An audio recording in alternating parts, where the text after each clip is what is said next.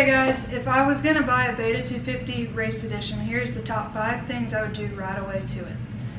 First up, I would put separate start and kill buttons on and delete the bulkiness of all the switches and stuff. This is actually what they released for the 24 models. Blinker, horn, left light switch delete kit. Originally on the older ones, like on the RX harness, if you just put that on a standard race edition, it would get rid of like the headlight and all those extra wires.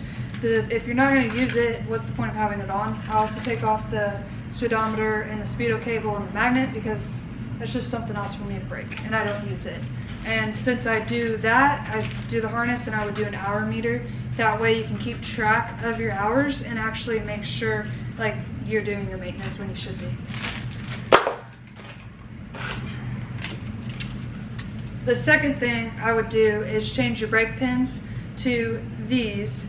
They're easier to get off versus the stock ones. They're island headed and easy to strip. So I would put the Hex Pin style into your brake systems.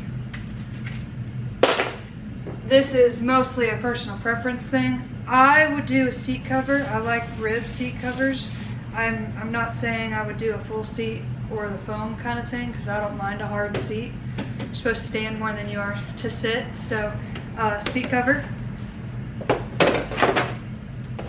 Next would be a Samco Hose Kit.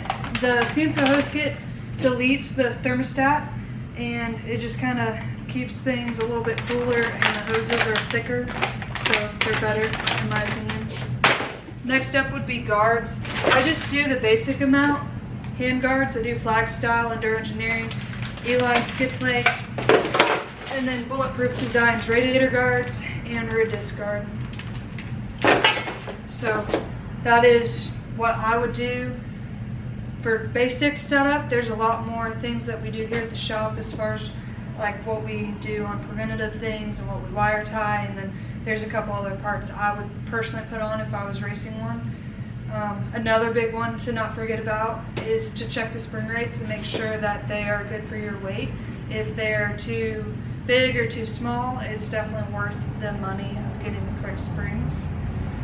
And yeah, other than that, you should just go rip, go ride, have a good time.